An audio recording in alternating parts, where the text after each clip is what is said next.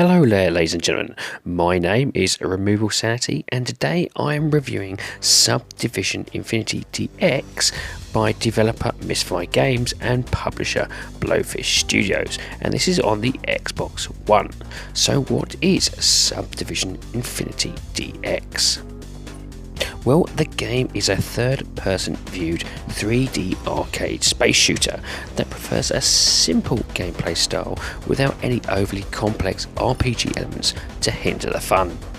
The premise of the game is simple and effective. You play as Rebel 1, a mercenary who has taken on the job of investigating why a space station has gone dark, which then leads him to a deeper, darker mystery. During this time you will meet up with a robot pal whom between missions will help keep you informed of what's happening and why.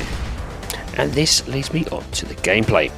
The campaign is set across 5 main zones with a selection of 5 to 6 missions in each to complete. Each mission varies with different objectives such as eliminate all enemies, destroying signal jammers, killing cargo ships, gathering information or killing a big boss. It may sound simple enough, but your starter ship won't probably be equipped to handle the ever-increasing challenging threats. Instead, you'll have to improve your weapons and evolve your ship to progress. And speaking of progressing, only once have you completed all story missions within a zone are you allowed to move on to the next. Upgrading is simple and can be done between missions in the hangar. Here is where you can buy new ships, evolve the stats of your existing ones, buy and upgrade weapons, or just plan out what materials you need to gather next.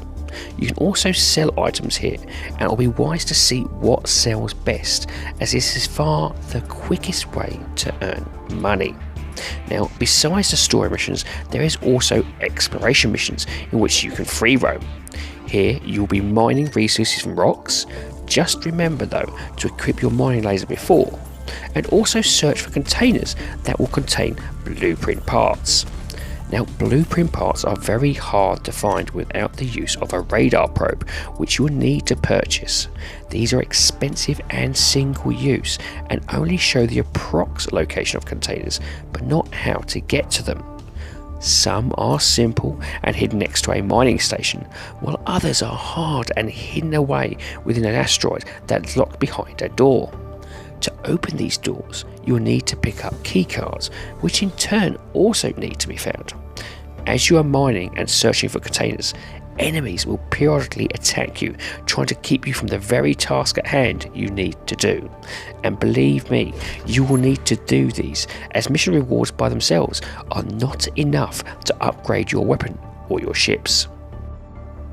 Once you have found a container, they open up and drop a variety of loot, including keycards, materials, and the much needed blueprints. Once you have enough materials, blueprints and money, you can then craft unique ships with unique buffs. This in turn will help you deal with the harder enemies you will face as you progress. In the unlikely case of death, everything you have collected in that run is lost and has to be acquired again. Now, depending on your ship, you can include up to 2 primary weapon slots along with a secondary heavy weapon slot. Your primary weapons will fire in tandem, though each feature their own energy or ammo gauge, which will be shown separately on the heads-up display. The control layer is very similar to Everspace, and I found it tight and responsive. You're given full control of both rotation and movement along each axis, and this can be a real benefit when trying to turn on a dime to target the enemy. Speaking of which, targeting comes in 2 phases. User-led point and shoot at a longer distance, but at close range you get an auto lock. This helps when there are multiple enemies flying around and it's hard to see which one you want to fully finish off. Enemies can be quite fragile, but their numbers will always be plentiful. Medium and heavy enemies, on the other hand, such as gunships, guard drones, or even capitalist ships, are tough and require hit and run tactics due to them being equipped with multiple weapons. So what about the graphics? Whilst not as jaw-droppingly stunning as the likes of Elite Dangerous, each new zone shines with its own unique visual spectacle. The colour palettes are bright and vibrant, and there is a real beauty in flying over gorgeous planets, zipping in between space stations, mining platforms, or even through massive asteroids. The ships themselves look lovely, and a nice touch is when you evolve a ship, it looks like a visually beefed up version of the original. The best visual effects, of course, though, is the large explosions when a ship gets destroyed, and plumes of fire and smoke fill your screen. However, there is a little bit of an issue with the frame rate, and I did come across a stuttering effect with your ship on a number of levels. And this leads me on to the sound. Now, the game doesn't come with any voice work, with the narrative being told by conversation boxes. This really isn't an issue though, as it's more about the combat most people will be interested in. Explosions, guns and general ship sounds are well done and easily best heard over a good gaming headset. The music is techno driven and for the most part well suited to the battles, giving a perfect oomph to go along with the space carnage. And now for the rating of the game. Now, I rate games in order of avoid, on sale, great purchase and must own. My rating for Subdivision Infinity DX is actually on sale, with a big caveat becoming a great purchase. Now, this is because whilst the game is great fun and truly deserves a great purchase rating, there is a game-breaking bug right now. You can play the game, pause and play another game.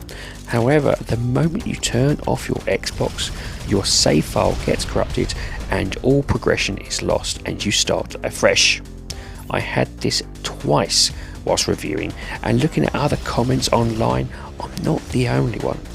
However, this should easily be fixed with a patch, but until so, I cannot in good conscience rate it higher. The game is currently priced on Xbox at £12 or approximately $15, and depending on skill and patience would give you about 6 to 10 hours worth of gameplay. I think this is a really fun game and hope the developers quickly do a patch so more people can enjoy it. Overall, for the price and the current issues, it's best to wait a little so you get the full best fun experience I know this game can produce. Well, ladies and gentlemen, that's it. I do hope you like this review, and if you do, please like, share and subscribe if you so wish. And if you would like to put some notes or even just a comment in the comment section, I do like reading them. Anyway, have a great time gaming, and I'll see you all again soon.